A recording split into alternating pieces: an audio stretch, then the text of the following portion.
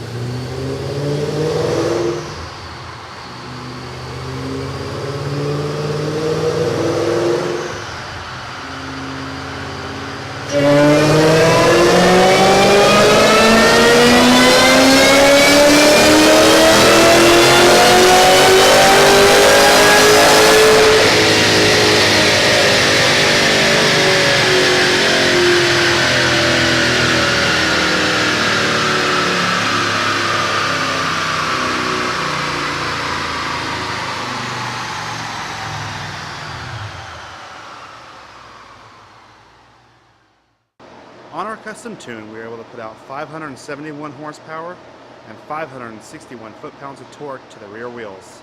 If you enjoyed this video, please give us a thumbs up on the like button and smash that subscribe, and we'll catch you next time right here at Dallas Mustang.